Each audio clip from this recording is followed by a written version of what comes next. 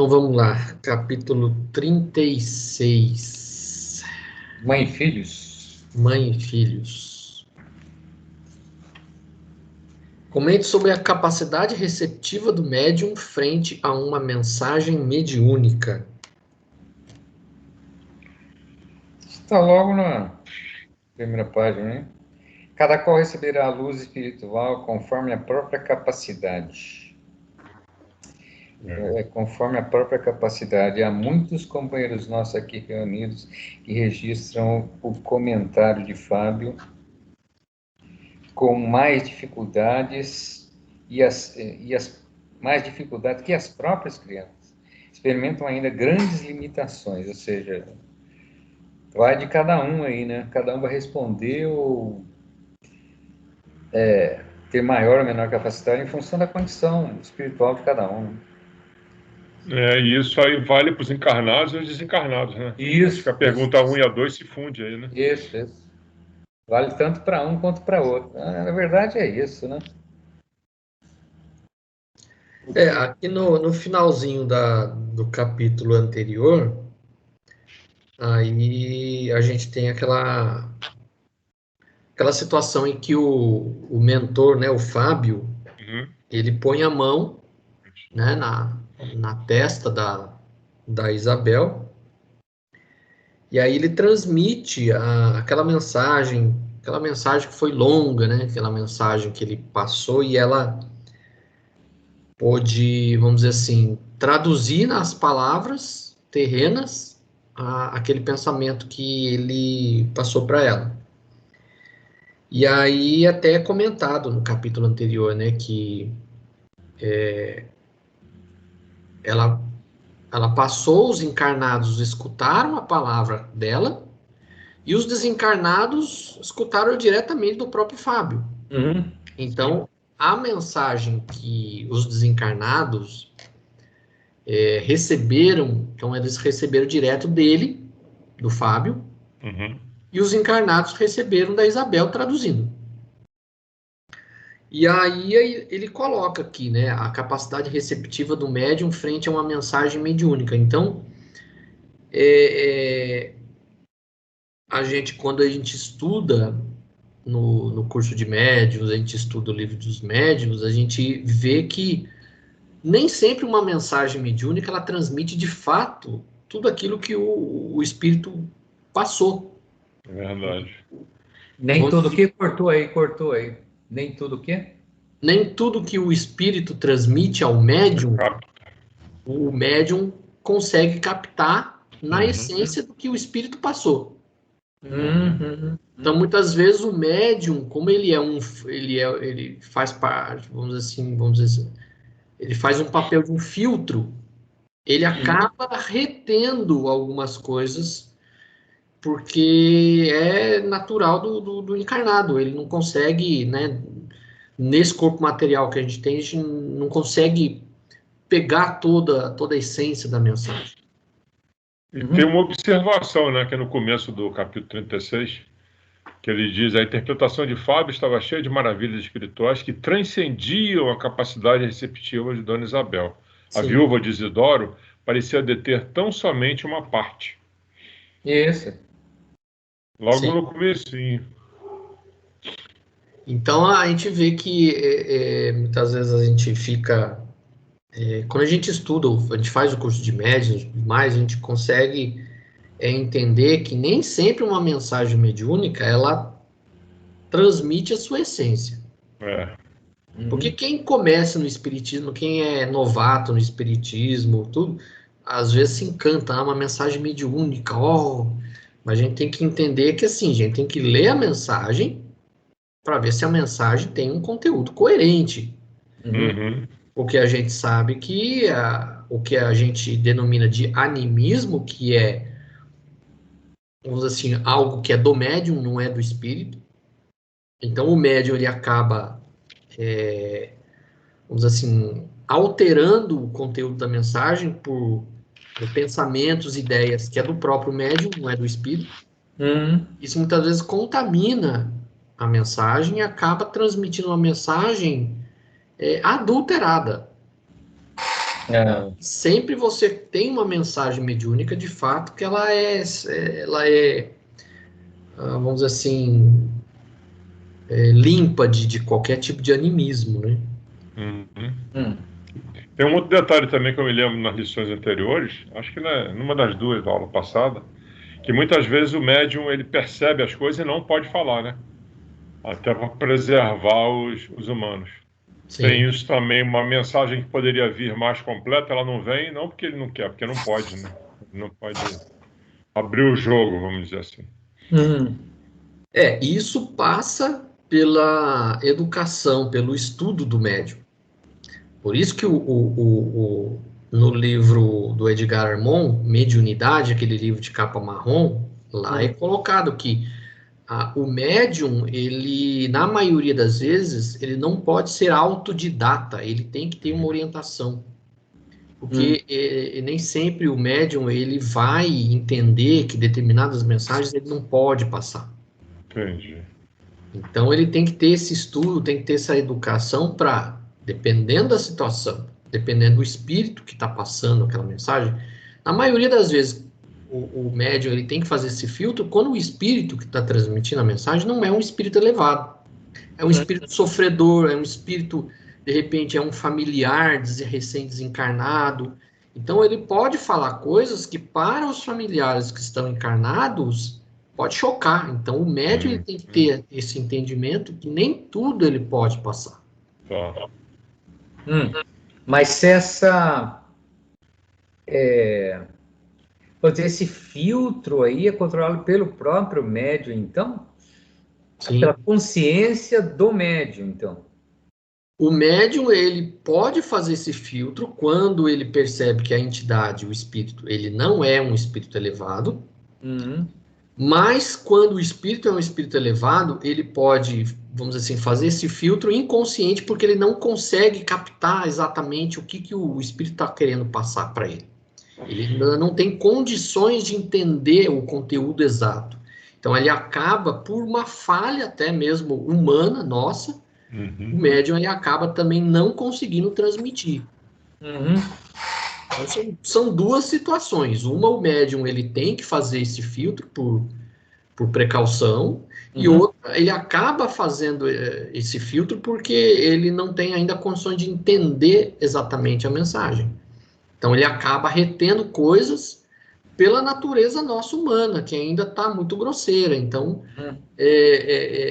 as mensagens são passadas via mente do espírito para a mente do espírito encarnado, que vai traduzir isso passando pelas vias materiais do corpo físico. Então, nessa passagem é igual aquele... Eu não entendo nada de eletricidade, mas diz que a eletricidade, quando passa por um fio de cobre, ele ao longo do caminho ele vai perdendo, vamos dizer assim, força, né? Potência, né? Potência, Então, além disso, o fio tem uma resistência interna, né? Sim. É a resistência interna. Aí é mais ou menos o mesmo processo. Então, quando o médium, quando o espírito passa a mensagem para o médium, tem perdas durante o caminho aí. Faz sentido, até faz sentido, sim. Não é? Deixa eu colocar uma pergunta.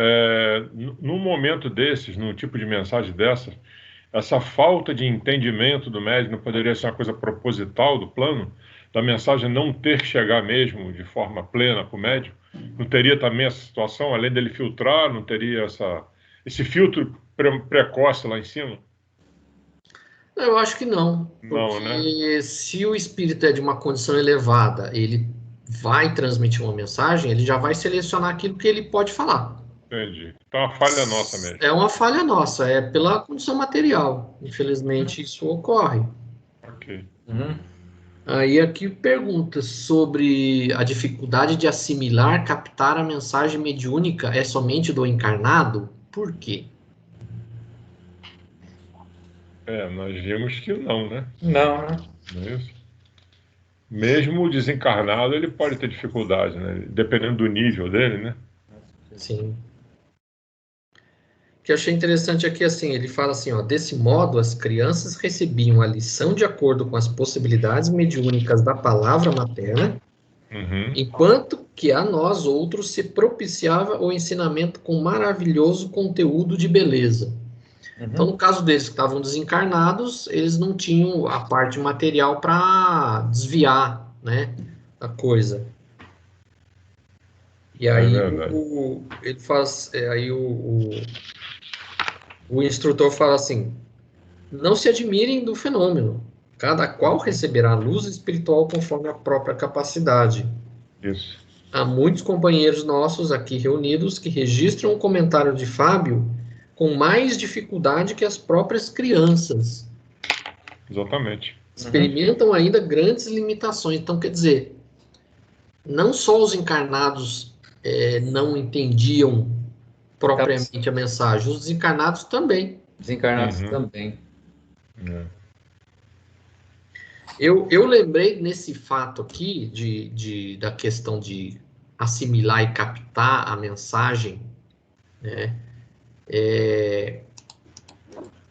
com uma passagem do Apocalipse. Para a gente entender, pô, mas se o espírito, quando ele passa a mensagem para o médium, ele não consegue entender a mensagem, mas como? Por que não consegue entender? Por um fator muito simples. O médium que ele está encarnado, ele não conhece tudo. Muitas vezes aquilo que um espírito superior está passando é uma vivência que o médium encarnado ainda não tem. Então ele não tem condições de fazer associações daquilo que o espírito está falando com aquilo que ele conhece. Então, eu achei interessante uma passagem do Apocalipse, que eu vou ver se eu compartilho com vocês aqui.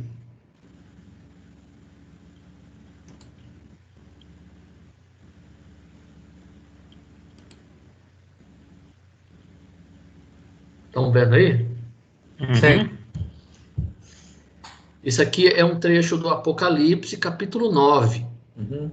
Então, é João falando aqui. Então, João, ele é levado em espírito e ele vê, para ele transcrever tudo que ele transcreveu no Apocalipse, ele estava vendo.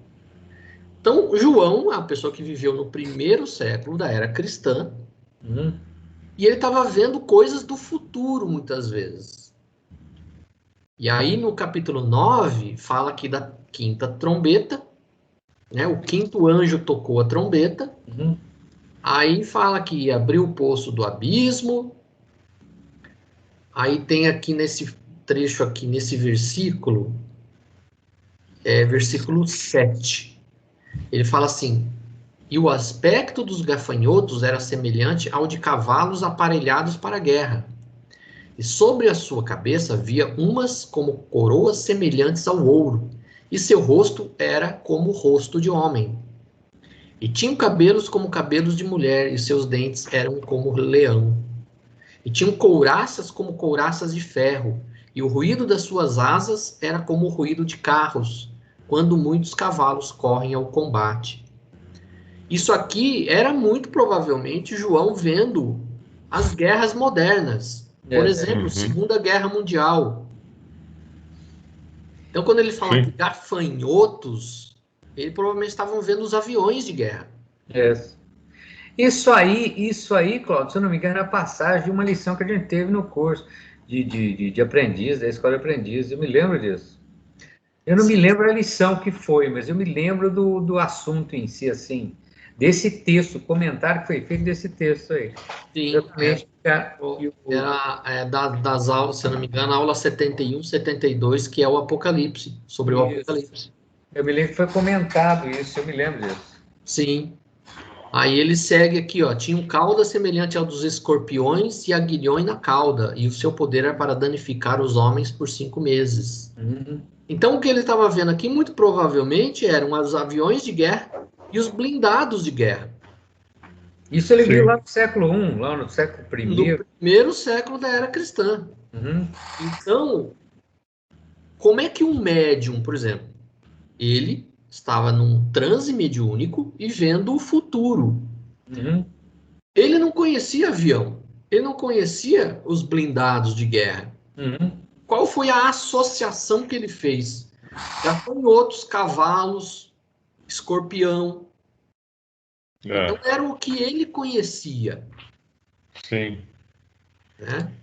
Então, quando ele faz essa descrição que está no Apocalipse, ele faz uma descrição de algo do futuro que ele está vendo, que ele não compreende, porque não é da época dele, não é algo que ele conhece, ele faz uma associação com aquilo que ele conhece. Então, o escorpião, o gafanhoto, barulho de asas. É verdade.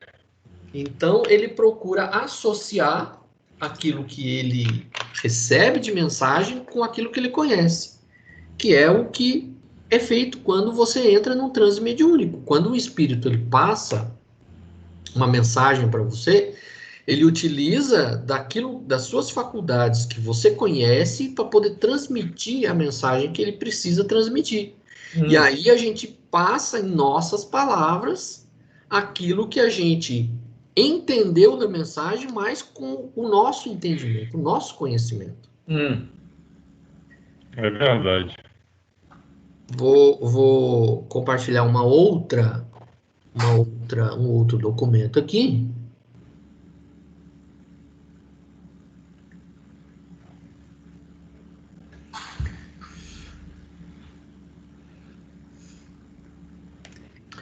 Isso é do Livro dos Médiuns, capítulo 19. Aqui faz a pergunta, o Kardec faz a pergunta: o espírito que se comunica pelo médium transmite diretamente seu pensamento ou faz de seu intermediário o espírito encarnado do médium? Ou seja, ele transmite direto o pensamento ou ele só usa como intermediário e passa direto para os encarnados a mensagem?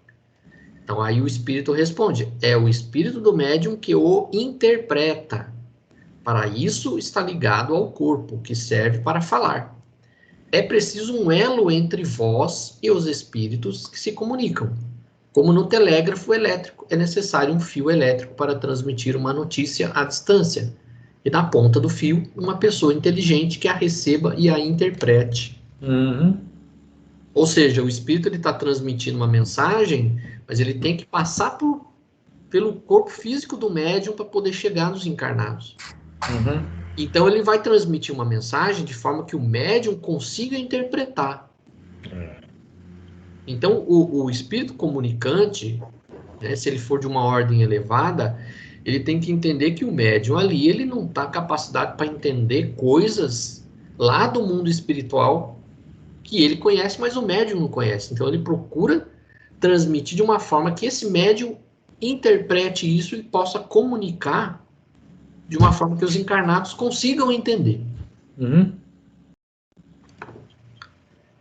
E aí tem um outro trecho também do Livro dos Médiuns. Esse é do capítulo 22, é 21 ou 22, fala sobre mediunidade nos animais. Eu destaquei só esse trechinho aqui, que é para a gente entender o que é o que tem a ver com a coisa aqui. Ele fala assim: sabem que tomamos ao cérebro do médium os elementos necessários a dar ao nosso pensamento uma forma que lhe seja sensível e apreensível. É com o auxílio dos materiais que possui que o médium traduz o nosso pensamento em linguagem vulgar. Então, quando ele fala aqui, sabe que tomamos ao cérebro do médium os elementos necessários a dar ao nosso pensamento uma forma que seja sensível, ou seja, ele procura colocar para o médium de acordo com os conhecimentos, o nível intelectual, o nível de conhecimento que o médium tem, as informações. Então, ele não vai conseguir passar uma informação para o médium de uma informação que, por exemplo, no plano espiritual, só ele conhece, só o espírito conhece. Então, ele tem que passar de uma forma, utilizando aquele conhecimento que o médium tem, para o médium entender. E aí ele poder transmitir. Porque seria a mesma coisa, por exemplo, um chinês vir agora querer conversar com nós em mandarim. A gente não conhece mandarim. Não vamos entender nada que o cara está falando. É. Então, aí, o que o médium faz? É justamente o que o espírito comunicante faz. É justamente isso. Ele não vai falar em mandarim com o médium, ele vai falar em português. Porque é essa língua que o médium entende. Então, ele usa o nosso cabedal de conhecimento, ele é um instrumento que o espírito utiliza para comunicar a mensagem. Por isso, sempre a questão do médium está sempre estudando, né? Então, à medida que o médium se desenvolve intelectualmente, né, ele vai, vamos dizer, ter uma maior capacidade de transmitir mensagens mais complexas, vamos dizer assim, né? Sim. Não vamos dizer intelectualmente para desprezar quem não tem intelectual. Muitas vezes é a compreensão das coisas. Compreensão, né? Compreensão é melhor, porque realmente. A intelectualidade é um negócio meio que elitizado, vamos dizer, entre aspas. Aí. Sim. Acho que a própria evolução espiritual permite a você entender melhor as mensagens, né? O espírito que está transmitindo a mensagem consegue ficar mais fácil para ele lidar com isso aí. Olha, eu faço uma pergunta aqui. Durante as vibrações lá de quinta-feira, quando a gente fazia ao vivo, muitas vezes tinha uma mensagem ao final da vibração que era dada por algum espírito, para algum médium que ficava lá na frente, recebia essa mensagem e transmitia para o povo que estava lá. Essa mensagem, ele transmite exatamente como ele escuta? Porque ele deve escutar, né? Boa pergunta. É? Boa pergunta. Porque ali não tem meio termo, a pessoa está escutando e transmitindo o que está ouvindo, né? E vem uma mensagem, muitas vezes, falando da situação atual, falando dos medos, falando enfim, de tudo que a gente vive no dia a dia, né? E é direto, é ligação direta ali, né? Como é que ele faz? O médium, ele, na maioria dos casos, quase a totalidade dos casos, são médiums conscientes. Então, quando o médium é inconsciente, ou seja, quando o espírito ele incorpora e ele fala diretamente utilizando o aparelho vocal do médium, a fidelidade nesse caso é maior. Entendi. Agora, quando o médium ele é um médium intuitivo, ou seja, o espírito ele está transmitindo o pensamento, mas você está consciente e você está como se fosse uma pessoa falando para você, mas isso é mental. Sim. Então, vamos lembrar daquela velha brincadeira do telefone sem fio. Então, ficava lá 10 pessoas.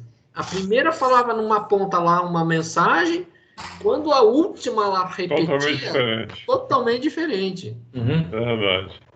Então, funciona mais ou menos nessa situação aí.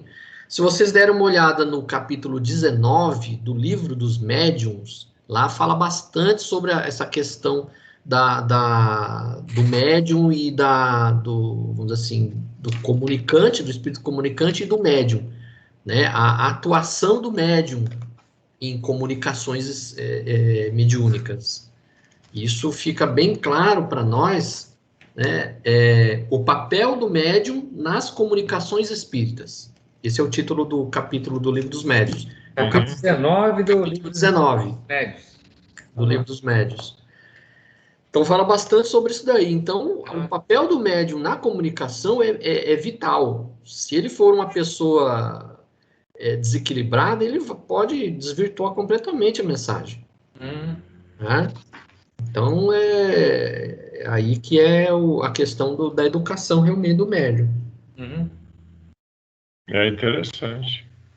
Isso aí dá pano para manga, assim, né? Quer dizer que ali você pode estar ouvindo uma mensagem distorcida, né? Não sei exatamente aquilo que está sendo dito. Será que é isso? A pessoa coloca uma interpretação dela mesma, né? E transmite para o povo.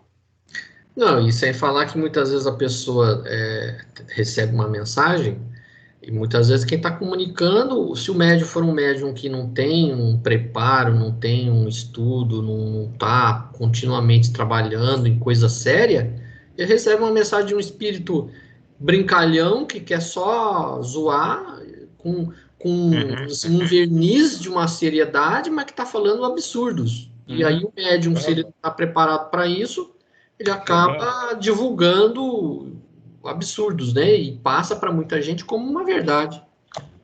Isso aí é um negócio meio... Tô falando, de repente, isso aí é realmente uma coisa séria, né? Essa distorção da mensagem, é uma coisa bastante séria, até diria, né?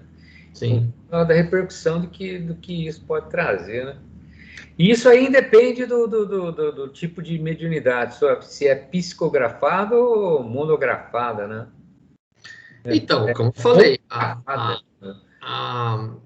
quando o médium é inconsciente, a fidelidade é maior, porque a interferência do médium aí é quase nula.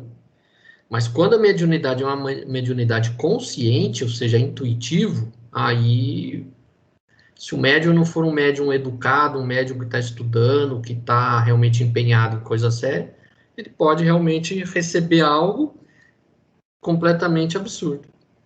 E eu acho que isso aí se estende, ele vai além do kardecismo, né? Eu vi muito a sessão de Umbanda, onde os médios incorporavam e falavam coisas assim que você não acreditava que estava sendo dito. E eram pessoas que ficavam inconscientes durante a incorporação. Então eles falavam coisas que você...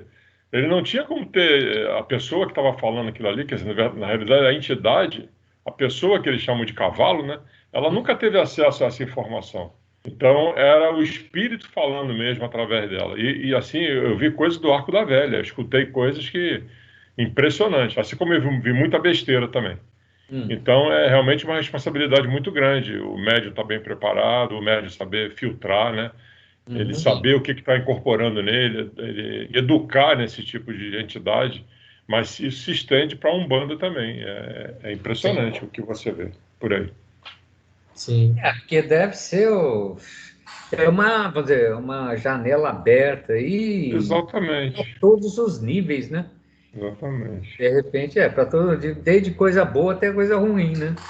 De repente, aí tá a chance aí, ó, tá aberta a janela ali, ó. Vem qualquer um aí, fala o que você quiser. Aproveita e mete a boca, assim, enfim. Por isso você tem que ter preparo, né? Por isso você tem que Não, justamente, eu acho que bloquear, né? Sim. É bastante sério isso aí, viu? Eu não preciso falar uma besteira, mas os chakras do médio estão abertos, né? Sempre abertos, né? E podem receber coisas que não faz muito bem. Se não for, se a pessoa não estiver vigilante, pode dar problema, sim. É o que está na própria Bíblia. Orai e vigiai. Vigiar, exatamente. E aí, segue aí, seguindo aí, né? Fala... Aí o Fábio sentou-se em plano superior, ao passo que Isidoro se acomodava junto da esposa, no impulso afetivo do pai que se aproxima. Aí, nesse instante, a pequenina Marieta, que parecia haver atingido os 7 anos, aproveitando o momento da palavra livre, perguntou à mãezinha em tom comovedor, que é a questão número 3, qual foi a resposta de Dona Isabel a sua filha Marieta quando ela questiona do porquê a família fazer apenas uma refeição ao dia. Ela responde aí, né? Aí ela pergunta, né, mamãe, se Jesus é tão bom, por que estamos comendo só uma vez por dia aqui em casa? Na casa de Dona Fausta, eles fazem 2 refeições, almoçam e jantam. Nelly, que é a outra filha, né, me contou que no tempo de papai também fazíamos assim, mas agora, por que será? Do som, um sorriso, algo triste, falou: Ora, Marieta, você vive muito impressionada com essa questão. Não devemos, filhinha, subordinar todos os pensamentos às necessidades do estômago. Há quanto tempo estamos tomando nossa refeição diária e gozando de boa saúde? Quanto benefício estaremos tendo com essa frugalidade de alimentação? Joaninha interveio acrescentando: mamãe tem toda a razão. Tem visto muita gente adoecer por abuso da mesa. Ou seja, não necessariamente que, né, a mãe passou a ideia para ela de que a ideia não, a condição deles, né, apesar de estar tendo uma refeição só, não estava comprometendo a saúde. Né? Ela teve uma saída estratégica aí, né? Que ela continua, né? Além disso, né? Vamos dizer assim que ela tentou contemporizar, né? Para que as crianças não ficassem mais tristes, mais arrasadas, né? Exatamente. Que ela continuou dizendo, né? Além disso, vocês devem estar certos que Jesus abençoou o pão e a água de todas as criaturas que sabem agradecer as dádivas divinas. É verdade que Isidoro partiu antes de nós, mas nunca nos faltou o necessário.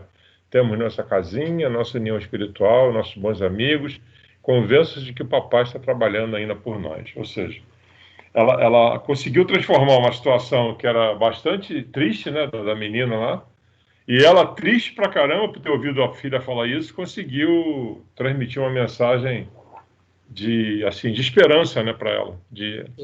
Primeiro falando que não é só o material que importa, né? Ela aproveitou o gancho aí e soltou essa. E depois falando que Jesus abençoou o pão e a água de todas as criaturas. Então, não é a quantidade, né? Você tem para se alimentar. Agradeça, aliás, é o grande refrão da doutrina, né? Gratidão sempre, né? Reclamar não resolve, não ajuda, não adianta, não. Normalmente a gente, nós, de maneira geral, comemos mais do que a gente precisa. Verdade. Muitas vezes. Verdade. Você consome lembra da comida do avião? Mais do que o necessário, na verdade. Você, quando come no avião, quando você janta, vem aquela marmitinha assim, que você come, pô, mas só isso? E pior que você come e fica satisfeito, né? Uma vez eu ouvi uma nutricionista falou, as pessoas olham para aquilo ali e acham que ali não tem nada, né? Quem está acostumado a comer aqueles platarrões, né? Tem muita gente que pede mais um, mas aquilo ali é o suficiente para um ser humano se sentir satisfeito. Sim. Só que o nosso organismo ele costuma pedir mais, né, do que a gente precisa. Sem contar com a velocidade que você come, né? Você não dá tempo do estômago. Na verdade, a gente come com a cabeça, né? Como dizia minha mãe, você tem um olho maior que a barriga. Come com o olho, né? O estômago leva quase 20 minutos para avisar o cérebro, estou cheio. Se você come em 10, aí o cérebro não recebe a informação e tu come de novo. Aí. É verdade, Então é maior que a barriga. A gente tem que comer com mais tranquilidade. É que hoje em dia, nessa correria, o povo tem que comer engolindo para sair e voltar para trabalhar. O pessoal não aprecia, vamos dizer assim, a refeição de uma forma tranquila que possa comer bem e o necessário, né? Uma vez eu ouvi uma frase interessante, diz que a gente deve mastigar os líquidos e beber os sólidos. Você é bravo, velho. Não falar nessa frase. Aí é bravo. Não, mas o certo, né? Mastigar os líquidos e beber os sólidos. O contrário, parece incoerente, mas é profundo o negócio. Eu tenho um amigo que diz que quando ele está com pressa, ele come pela boca e pelo nariz. Pelos olhos, pela cara, pela boca. Mas eu achei interessante também a última frase aí dessa página, que a Noemi fala assim, é mesmo, é verdade, quando ela diz que o pai está sempre trabalhando por eles, né? Eu vi o papai ajudando a segurar o bolo que Dona Cora nos trouxe domingo. Então ela viu. A menina tinha capacidade de visão, né? Ela via o espírito do pai, né? Exatamente. Foi isso que eu entendi também. E aí, voltando-se para todos, acentuou: quando sabemos amar e esperar, meus filhos, não nos separamos dos entes queridos que morrem para a vida física. Tenhamos certeza na proteção de Jesus. Perfeito. Aí Maria está parecendo agora absolutamente tranquila, assentiu. Quando a senhora fala, mamãe, eu sinto que tudo é verdade. Como Jesus é bom. Ó, como é que ela conseguiu virar o jogo, hein? Virou o jogo, Pois é. Se nós não tivéssemos a senhora, tenho visto os pequenos mendigos abandonados, talvez não comam coisa alguma, talvez não tenham amigos como os nossos.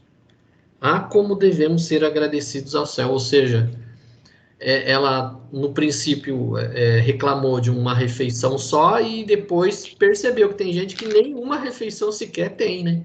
Exatamente. E aí vem a quarta questão, né? A fome ainda é uma realidade em muitas famílias do nosso planeta. Faça uma reflexão com o grupo quanto a miséria ainda é existente. Na compreensão do grupo, onde está a causa da miséria? Eu penso que a insensibilidade dos governantes, a má distribuição de renda, né? Você deixa um espaço muito grande, né, entre aqueles menos favorecidos e os extremamente favorecidos, né? Sim, sim. Com Ainda falta tantos com aquela tão pouco, né? consciência nossa, né? Ainda falta muito, né? Aquela consciência nossa do compartilhar, etc. Mas é complicado isso ainda, né? E a gente está vendo, principalmente agora, nesse Então, momento de pandemia, né? agora tem. Muito. Isso se escancarou, né? De uma forma que até tem sensibilizado muita gente, né? Assim, as pessoas têm se comovido bastante aí. Você vê que até aqui aqui em São José, perto do cemitério ali, que tem tipo, o Asilo Santo Antônio. Uhum. Eles colocaram na televisão lá um anúncio que mostraram as prateleiras tudo vazio, etc. Tá, doação acabou e tal, já não tem mais nada, mostraram tudo vazio, um pacotinho aqui, outro ali na prateleira. Aí eu falei pra minha esposa, a gente precisa comprar alguma coisa e levar lá, né? Aí eu fui no supermercado outro dia, comprei lá uma cesta básica pequena e tal. Aí parei, saí do mercado, já fui direto para lá, cheguei lá, tinha 3 carros, cara. Tinha um senhorzinho lá com 2 carrinhos de supermercado na calçada. Aí o pessoal, né, depositando lá e levando, carreando lá para dentro. Quer dizer, sensibiliza, né, a notícia, etc., a divulgação disso. No caso deles, eles conseguiram uma divulgação na televisão, né? Agora, imagina as entidades que não têm esse acesso. Como é que deve estar ficando difícil? E não, nem só, avalie as famílias que não têm essa condição, que são extremamente anônimas aí, né? O Jefa distribuía uma quantidade de cesta básica e nessa pandemia aumentou. Tem que começar a entregar mais cestas básicas, porque mais pessoas estavam em situação complicada. Sim. Eu conversei com a Vilma, eu tinha conseguido uma cesta básica para as pessoas próximas que tinham perdido emprego, etc. E ela falou, Alexandre, vê como é que está a situação deles, porque a gente está filtrando, assim, cada vez mais, levando para as comunidades, que é onde está realmente a grande necessidade, né? Sim. E aí eu falei, chega, já ajudou o que podia ajudar, essa meia dúzia de pessoas está se virando, se alguém não tem nada, então realmente desvia para eles, leva para as comunidades. Para aquele pessoal pé no chão, que não tem realmente nada para comer. Nada. E aí esse pessoal não tem. A realidade que você vê em São José, você fica imaginando no interior do Piauí, né? Pois é. Então, e esse pessoal, aquilo que a gente está comentando aí, o pessoal não tem voz ativa, não tem canal de falar, pô, pelo amor de Deus, estou aqui numa situação, não sei o quê. De vez em quando a televisão vai lá, mostra uma mulher sozinha, num quarto, com 8, 9 filhos, sentada numa cama. É verdade. E as panelas tudo vazias. De vez em quando isso acontece. Igual a ela tem um monte. É difícil, cara, mas pelo menos eu acho que nesse sentido aí tem pelo menos sensibilizado muita gente, né? Assim, tem mobilizado muita gente e mexido com vamos dizer, a parte mais sensível das pessoas aí, de maneira geral. Se a gente for ver fundo mesmo, a causa da miséria é o egoísmo do ser humano. Sim, a base disso é realmente o egoísmo. Aqueles que estudam, por exemplo, a civilização Inca, na civilização Inca, no Império Inca, por exemplo, não existia miséria, porque todos trabalhavam. As terras não pertenciam a ninguém, pertenciam ao imperador. Ele distribuía por comodato, vamos dizer assim, na nossa linguagem atual, ou seja, você ganhava o direito de uso daquela terra. Então, todos tinham trabalho, ninguém ficava desempregado. E o que a gente vê hoje em dia, infelizmente, é isso. Você vê países onde a população é até obesa, porque tem coisa demais, e países onde a miséria é tanta que você vê crianças assim, pele e osso. Porque o planeta ele tem terra suficiente para plantar para todo mundo. Nossa. Verdade. Eu lembro alguns anos atrás que a Folha de São Paulo publicou que a mesma área onde você tem pasto para criação de gado, se fosse utilizar para plantação, renderia 10 vezes mais do que gado de corte. Então, muitas vezes é a indústria que faz com que você monopolize certas terras para um tipo de criação de gado, por exemplo, que rende muito pouco. Então, se utilizasse para plantação, rendia muito mais. Então, terra tem, comida tem, o que falta realmente é a distribuição.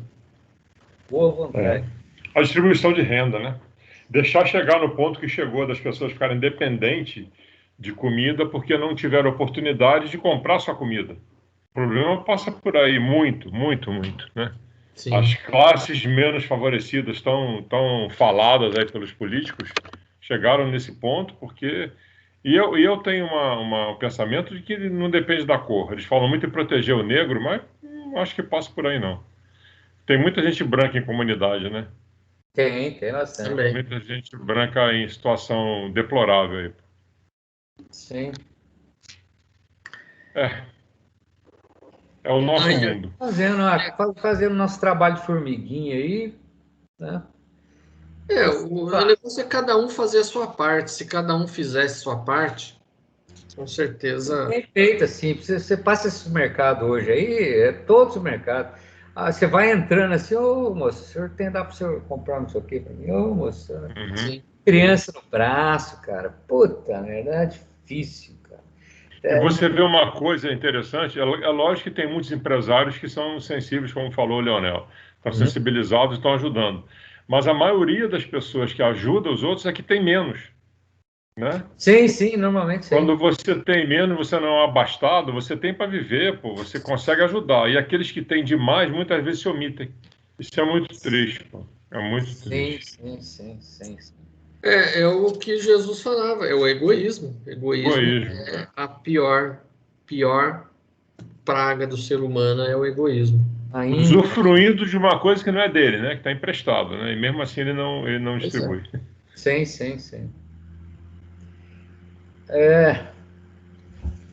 Um dia, quem sabe, talvez. Bom, aí na sequência ela fala, né?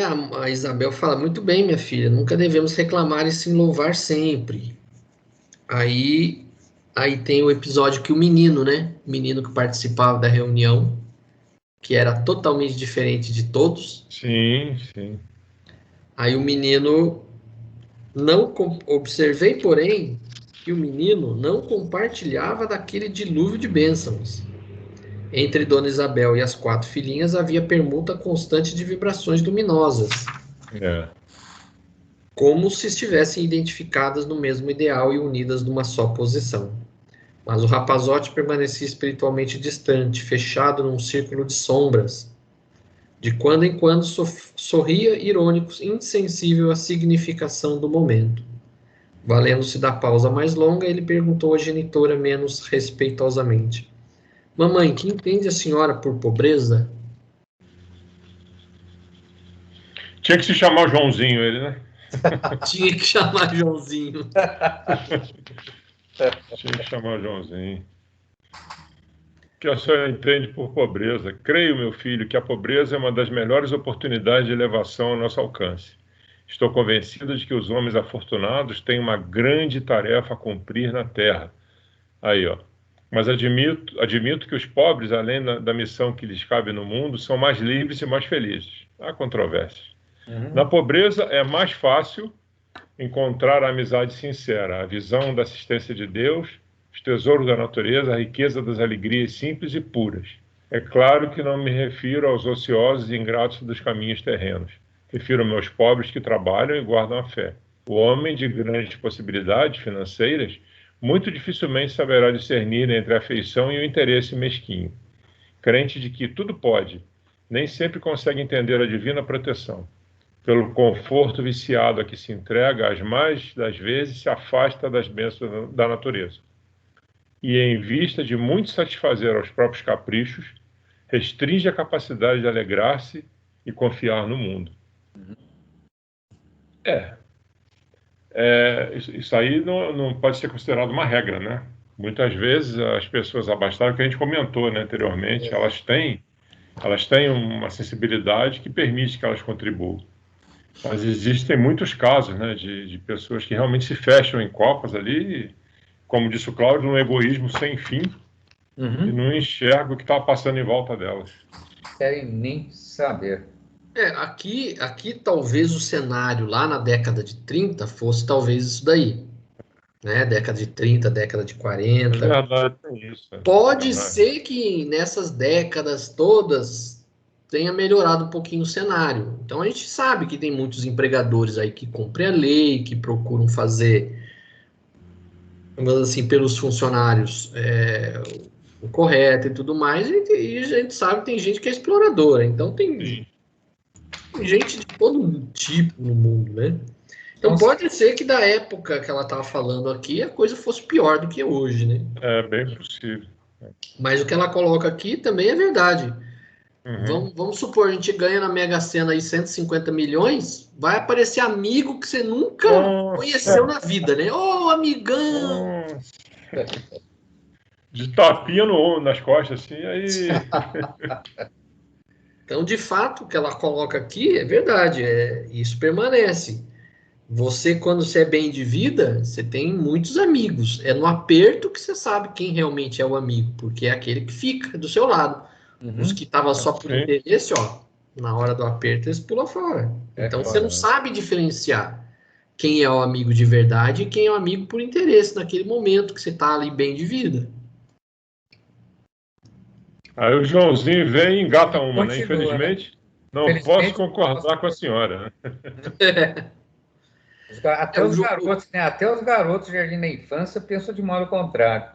O Isabel mudou a expressão fisionômica, assumindo a atitude de quem instrui com a noção de responsabilidade e acentuou. Não estamos aqui no jardim da infância, meu filho, estamos no jardim do lar, né? Competindo no saber que as flores são sempre belas, mas que a vida não pode prosseguir sem a bênção dos frutos. Por onde andarmos no mundo, receberemos muitos alvitres de maneira venenosa. De mentira. É preciso vigiar o coração, Joãozinho, valorizando as bênçãos que Jesus nos ensina. O rapazinho, entretanto, demonstrando enorme rebeldia íntima, tornou: a senhora não considera razoável alugar este salão a fim de termos um dinheiro a mais? Estive conversando ontem com o senhor Maciel, quando vim da escola. Ele nos pagaria bem para termos aqui um depósito de móveis. Dona Isabel, de ânimo decidido, respondeu com energia, sem irritação. Você deve saber, meu filho, que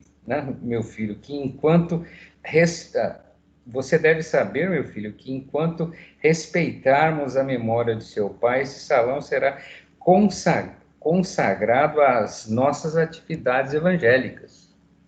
Né? Já lhes contei a história do culto doméstico. Já lhes contei a história do nosso culto doméstico. E não desejo que vocês sejam cegos às bênçãos do Cristo. Aí vai. Mais tarde, Joãozinho, quando você entrar diretamente na luta material e for agradável ao seu temperamento, construa casas para alugar. Mas agora, meu filho, é indispensável que você considere esse recanto como algo de sagrado para a sua mamãe. Aí vai. Essa aí já é, inclusive, a pergunta 7, né? Isso. Já entrei na 7 aí. O filho tem uma visão prática sobre a questão da pobreza, preferindo abrir mão do espaço onde ocorrem as bênçãos do céu para alugar espaço e aumentar a renda. Comente sobre o assunto. Lembrar que o Joãozinho tinha 12 anos, né? Então, ele provavelmente é pré-adolescente, né? Pré-adolescente já viu, né? Rebelde. Tá certo. Sim. É uma idadezinha danada. E tem uns que vão dos 12 aos 25. Viram aborrecentes. É dos 12 aos 25. Eu tenho um primo que já tem mais de 60 e continua assim. Ave Parece Maria. que tem 12. Ô, louco. A gente pulou a 6 aí, Claudio? Pulou, né? Então, a Seja a 6, resposta tão evidente, né? Sei lá.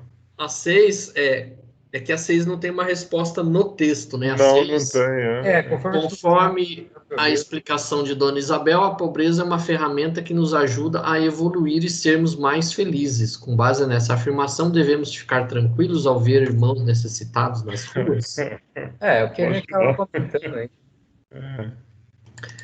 É o que a gente já tinha comentado em Verdade. capítulos anteriores, né? A gente fica muitas vezes naquele negócio de ele tá na pobreza porque é o karma dele, porque ele tá pagando os pecados dele, porque ele foi rico e foi mal na encarnação passada, agora ele tem que ser pobre e se lascar mesmo, então eu não vou ajudar porque ele tem que se lascar. Esse tipo de pensamento é o pensamento, se a gente for ver, uma emulação daquilo que existe lá na Índia, com aquele sistema de castas. Então lá eles têm essa ideia. Você é de uma casta mais baixa, como por exemplo tem lá a casta dos Dalits, que são os intocáveis. Então você não pode nem tocar um Dalit, porque senão você se torna impuro. Então a casta dos Dalits, eles são reservados aos piores trabalhos que existe na Índia, como por exemplo varrer a rua, nas cidades da Índia, a maioria das cidades pequenas são cidades extremamente pobres, não tem sistema de esgoto. São eles que limpam as fossas, eles que limpam toda essa parte de esgoto, eles que fazem isso. Então lá eles dizem, não, você veio reencarnar nessa casta para você aprender, então você tem que passar por essa situação. Então aqui nós não podemos ter esse tipo de entendimento. A gente sabe que ela está naquela situação de pobreza, obviamente que não é um castigo, porque Deus não castiga ninguém. Mas ele é uma oportunidade que nós, mais esclarecidos, temos de ajudar. Então a gente vai fazer essa ponte que esse espírito que está passando uma situação difícil, para ele não se torne muito mais difícil ainda. Então, com a solidariedade humana, com as pessoas ajudando, ele vai sair mais fácil dessa situação, ele vai conseguir superar mais fácil. Sim. Porque é uma encarnação que ele está passando uma provação, tem alguma finalidade, sim. Mas a gente não pode espezinhar, a gente não pode pisar em cima. Se lasca aí mesmo que você tem que se lascar. Não. Não, lógico. Fazer a nossa parte. E com isso, esse espírito está passando por essa provação, ele vai passar mais fácil. Aí numa próxima, ele já vai ter aprendido. De uma forma muito melhor. Então a gente está ajudando a recuperação desse espírito. Quem somos nós para levar o pensamento para esse lado, né? Tá ali porque tá merecendo. Quem somos nós? Pelo contrário, Jesus pregou misericórdia, né? Ajudar o próximo. Então, não interessa se ele tá ali porque tá merecendo ou não tá. A sua parte é ajudar, ué. Ele é seu irmão. Sim. Tá na própria Bíblia. Jesus fala, misericórdia quero, não sofrimento. Misericórdia, exatamente. E eu diria mais, se muitas vezes você não puder ajudar realmente, que é difícil, você pode ajudar sempre. Você não é nenhum sem teto, né? Que não possa pelo menos pagar uma refeição se a pessoa estiver com fome. Mas vamos supor que você não tenha nenhum dinheiro naquele dia, só uma palavra que você dê para aquela pessoa já vai ajudá-la. Muitas vezes. Vai se sentir, ela vai se sentir mais importante. Alguém lembrou de mim, né? Alguém me enxergou aqui. Isso. Sim. Às vezes resolve assim, né? Pelo menos dá ou um alento, ou pelo menos, sei lá, abre alguma porta de alguma forma, né? Sempre tem um resultado na direção do bem. Eu acho que já é um impulso, né? Como nós comentamos, doe seu tempo, né? Pelo menos o tempo. O seu tempo é o item mais valioso, né? Então, vamos nos colocar na posição de quem está na rua e está com fome. verdade. Você chega na porta de um restaurante, você pede para a pessoa que está entrando um marmitex, a pessoa fala, não, você tem que passar fome mesmo, que você é miserável, fica longe de mim, né? Imagina como você vai se sentir. Ah, não. Então, se aquele espírito está passando por uma provação, a provação de uma pobreza extrema, você tripudiar em cima da pessoa, você está piorando mais ainda. Aí você está fazendo o papel do demônio. Né? Então, a gente tem que ter essa solidariedade, porque a gente não sabe dia de amanhã, e se nós chegamos numa situação dessa. Você não sabe a encarnação de amanhã, como é que vai ser? Viu aquela que eu mandei da Folha Corrida, ó, da capivara? Eu fico perguntando por quê? Por quê? Aí o pessoal imprime lá as outras encarnações, né? E dá 1 quilômetro de... Eu não vi essa aí, você mandou? Não, te mandei. Você mandou aonde? No grupo? No WhatsApp. Não mandei pra você, não? No grupo do WhatsApp. Mas eu lembrei de um conto, tem um conto que, se não me engano, no livro Almas em Desfile. Era um trabalhador espírita que atendeu uma pessoa que estava sendo obsidiada por um espírito que era um espírito de um escravo, um ex-escravo. Então o cara estava lá obsidiando a outra pessoa, tal. Aí ele foi no centro e aí, como acontece muitas vezes, esse espírito também foi lá. E aí vamos dizer assim, o chefe do centro, né? Tava lá doutrinando o espírito, tal, não sei o quê. E, na verdade, o espírito obsessor não tinha nada a ver com a pessoa que estava sendo obsidiada. Era a questão dele, mas era com o chefe do centro. E aí, ele doutrinando o espírito e tal, aí depois, terminado o trabalho, ele pergunta pro mentor lá do trabalho, né?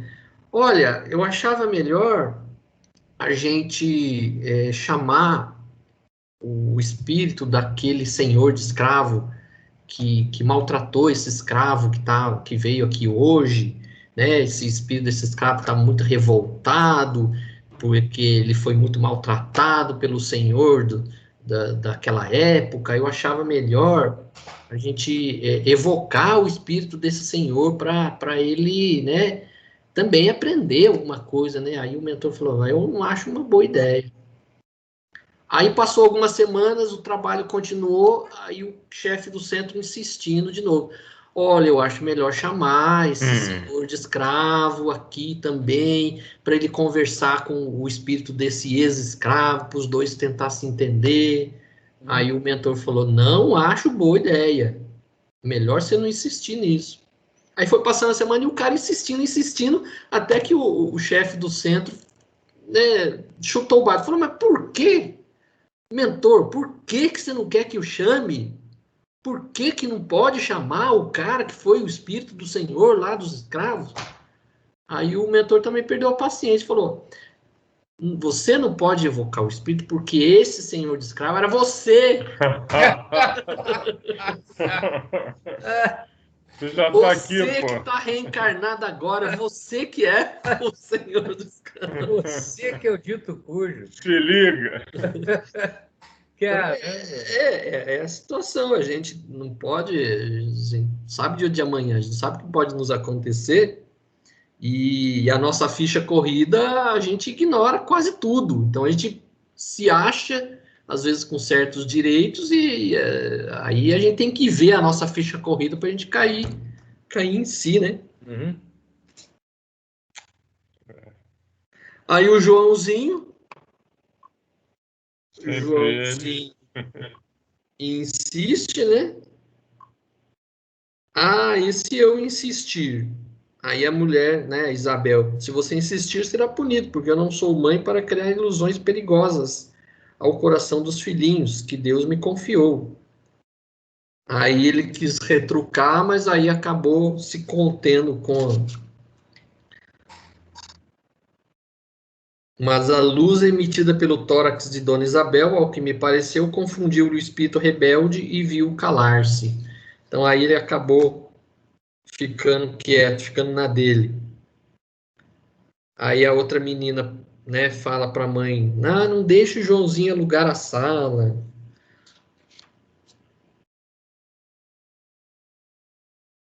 Aí a Joaninha, fixando o relógio, dirigiu-se à primogênita: Joaninha, minha filha, ore agradecendo em nosso nome.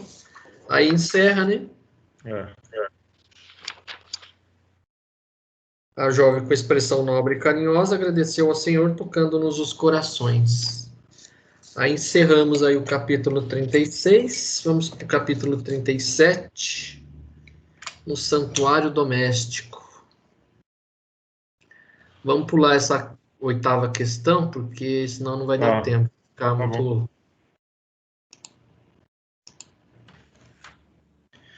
No santuário doméstico, como Aniceto define o lar? Logo no comecinho aí, né? Logo no começo, né? Esperamos que esse celeiro de sentimentos se multiplique. Terminando o culto familiar, um dos companheiros também respondeu graças. Também rendeu graças. Esperemos que esse celeiro de sentimentos se multiplique.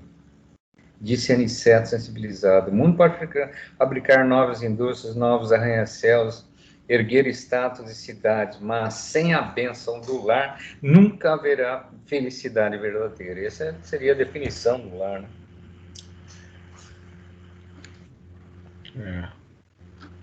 Aquela história, você tem um lar ou uma casa, né? Esse é o ponto. Esse é o ponto. Você reduz aí, como se resume como um local onde existe a verdadeira felicidade. Tem os seus conflitos, né? Mas, como a gente viu no capítulo anterior. Vamos dizer assim, a família, né? O lar, a casa onde as pessoas convivem, é a verdadeira escola da humanidade, né?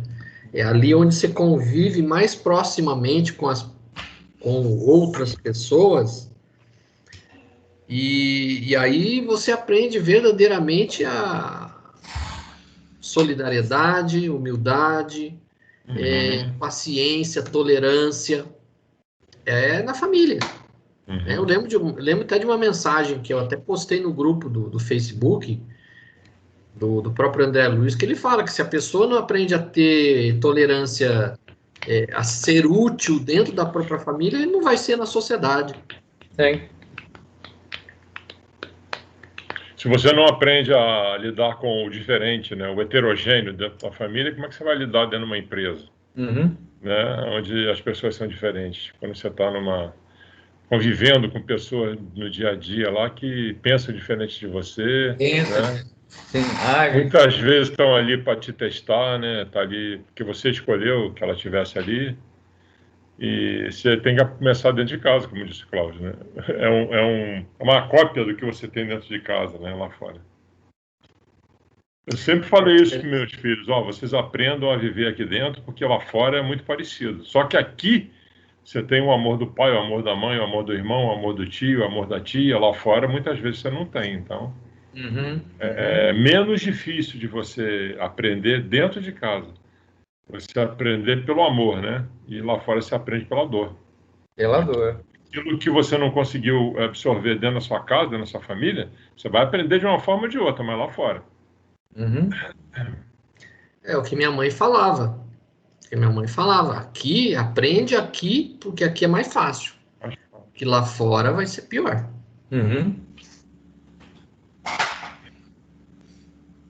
Aqui ainda fala assim: bem-aventurados os que cultivam a paz doméstica, exclamou uma senhora simpática que estivera presente ao nosso lado durante a reunião.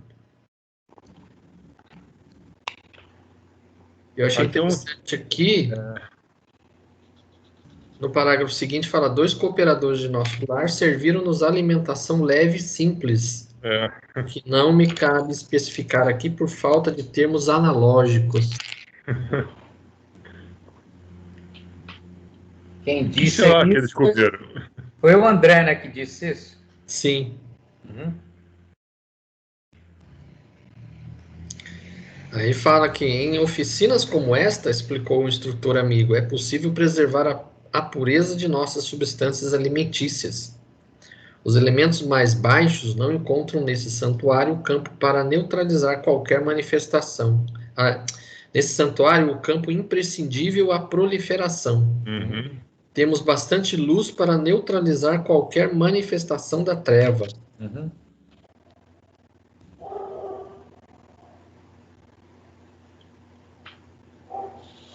Ele continua interessante também. Enquanto a família humana de Isidoro fazia frugal refeição de chá com torradas, numa saleta próxima, fazíamos nós ligeiro repasto, entremeado de palestra elevada e proveitosa. Estamos se alimentando de outra forma, né? De outra forma. Eu espero que lá do outro lado tenha pelo menos cafezinho e pão de queijo. Um chocolatinho quente no frio. É. E quem sabe um cappuccino, né? Se tiver um cafezinho e pão de queijo, já tá ótimo. Tá bom, né? Queijo. Depois das 23 horas, a viúva recolheu-se com os filhos em modesto aposento.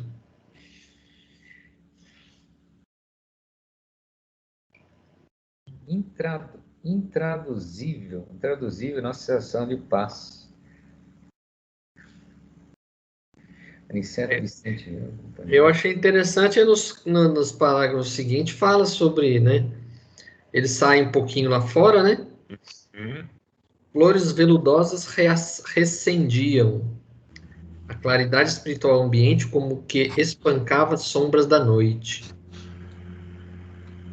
Aí ele reparou numa senhora que vinha, né? A criança. Aí a criança também era uma criança desencarnada, pelo que eu entendi aqui. Sim.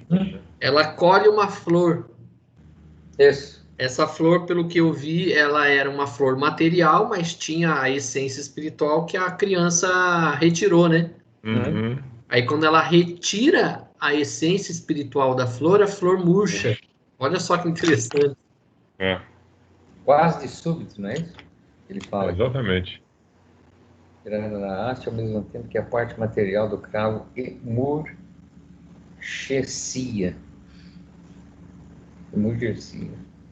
Quase que de súbito.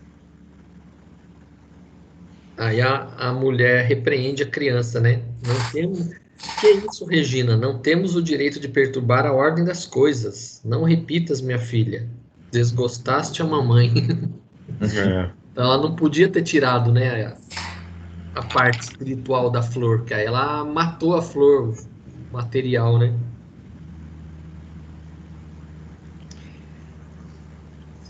Aí vem a segunda questão. Dona Emília, desencarnada, que era a senhora que estava vindo, né? Trabalhadora da casa Nosso Lar, aguarda a visita de seu marido encarnado. Como se dá a visita do esposo encarnado?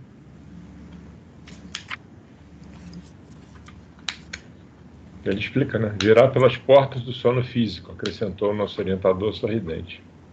Estas ocorrências no círculo da crosta dão-se aos milhares todas as noites. Com a maioria de irmãos encarnados, o sono apenas reflete as perturbações fisiológicas ou sentimentais a que se entregam. Entretanto, existe grande número de pessoas que, com mais ou menos precisão, estão aptas a desenvolver esse intercâmbio espiritual.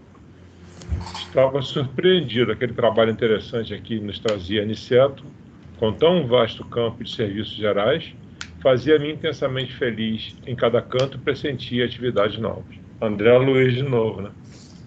Sim. Embora as luzes que nos rodeavam, notei que os céus prometiam aguaceiros próximos. As brisas leves transformavam-se repentinamente em ventania forte. Não obstante, as sensações de sossego eram agradabilíssimas. O vento na crosta é sempre uma bênção celeste, exclamou Aniceto sentencioso. Podemos avaliar-lhe o caráter divino em virtude da nossa condição atual. A pressão atmosférica sobre os espíritos encarnados é aproximadamente de 15 mil quilos. 15 toneladas. É. Todavia é interessante notar, admitiu Vicente, que não sentimos tamanho peso sobre os ombros. Não tem matéria, né? Aham. Com certeza. É a diferença dos veículos de manifestação, esclareceu Aniceto atencioso. Nossos corpos e os de nossos companheiros encarnados apresentam diversidade essencial. Imaginemos o círculo da crosta como um oceano de oxigênio. As criaturas terrestres são elementos pesados que se movimentam no fundo, enquanto nós somos as gotas de óleo que podem voltar à tona sem maiores dificuldades pela qualidade do material de que se constituem. Isso é interessante, né? Isso é bem interessante, faz sentido, né? Você vê a atmosfera nossa, feita de oxigênio e outros gases, etc. Mas como nós somos pesados, nós estamos aqui no fundo. A partir do momento que você desencarna, né? Você larga isso aqui, você deve, flutuar, né? Dentro ao nível que você merecer e de subir mais ou menos, né?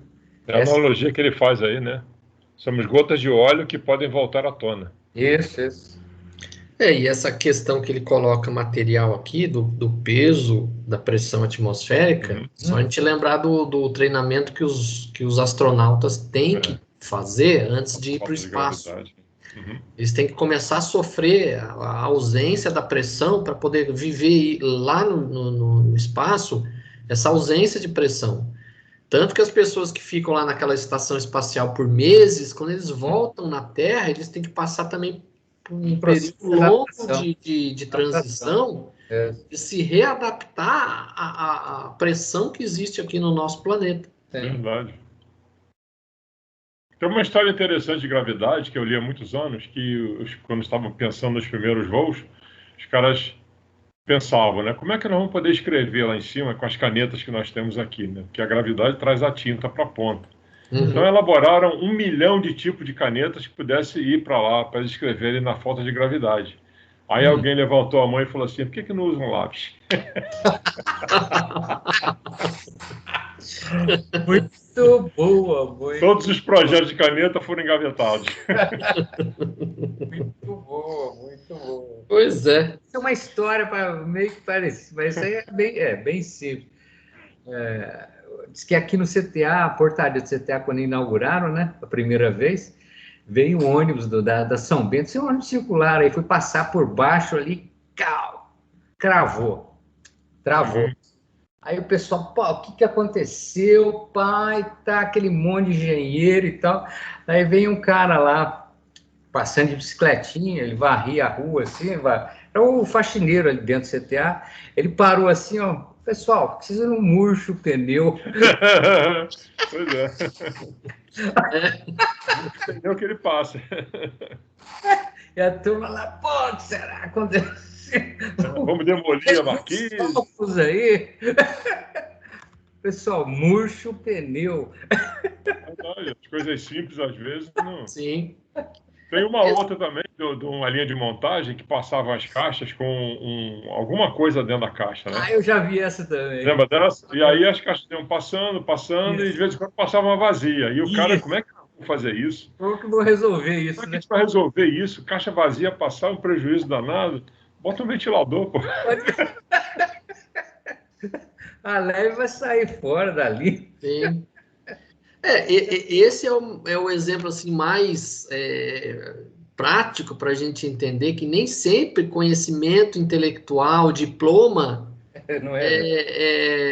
faz a pessoa ser inteligente. Isso aí é a inteligência nata da pessoa. Você não precisa ter um curso universitário para ter essas ideias. Com certeza. Mesmo porque escola nenhuma faz ninguém inteligente, né?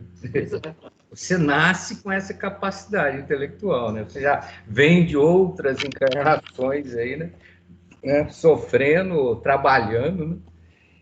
Que te dá essa condição. Evidentemente que a escola te dá um direcionamento, te dá um guia, serve como guia, mas que não produz gênio. Escola nenhuma produz gênio, né? ou pessoas inteligentes. Está dentro da natureza de cada um. Sim. Aqui, aí depois na sequência aqui, eu achei interessante assim a questão estava ameaçando uma tempestade, né? E aí ele fala que reparei com espanto que muitas, a essa altura do esclarecimento, notei que formas sombrias Algumas monstruosas se arrastavam na rua, à Uhum. procura de abrigo conveniente. Reparei com espanto que muitas tomavam a nossa direção, para depois de alguns passos recuarem amedrontadas. Provocavam assombro. Então você vê, ameaçou a tempestade, aqueles espíritos ainda muito atrasados que estavam ali, praticamente quase que no mesmo nível dos encarnados, né, em termos materiais. Aí eles estavam também, né, querendo se abrigar da tempestade, né? Uhum. Achei interessante isso daí. Aí a pergunta 3, né? Sim. O evangelho no lar é uma grande proteção para o ambiente doméstico. O lar que cultiva a prece transforma-se em fortaleza. Frente a essa informação, o que ocorre com as entidades das sombras ao ter contato com as vibrações luminosas do santuário doméstico que cultiva a prática do evangelho no lar? Sim, é que está logo na página 228, é mais no fim, no meio do parágrafo. Hein? É, É no, logo na sequência dessa descrição do André Luiz, né? Isso. na 227, né? O Anicelto começa a falar, né? Ele começa a falar na 227, isso.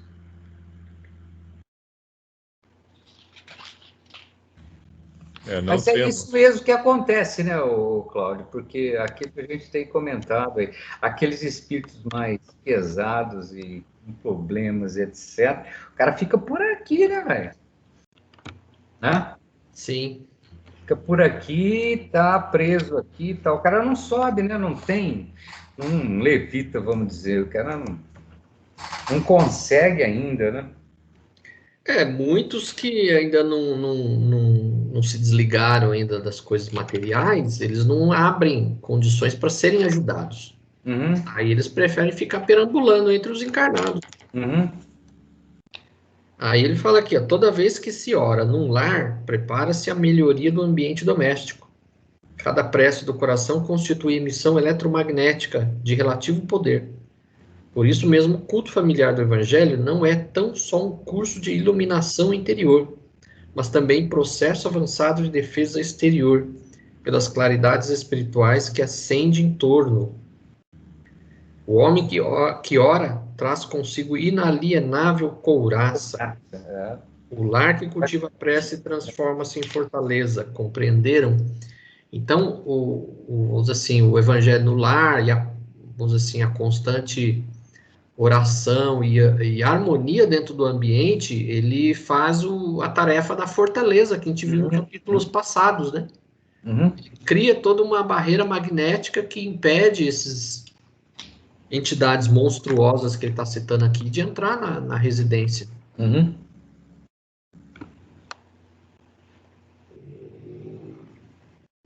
Então, aí ele fala aqui que o evangelho no lar não é só instrução, é também proteção.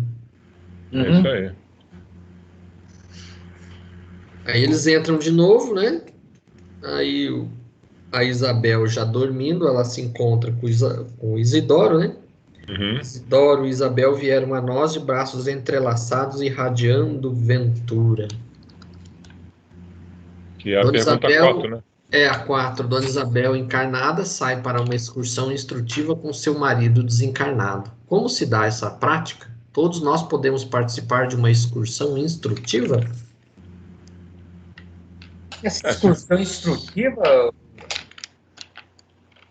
essa excursão instrutiva, O que é?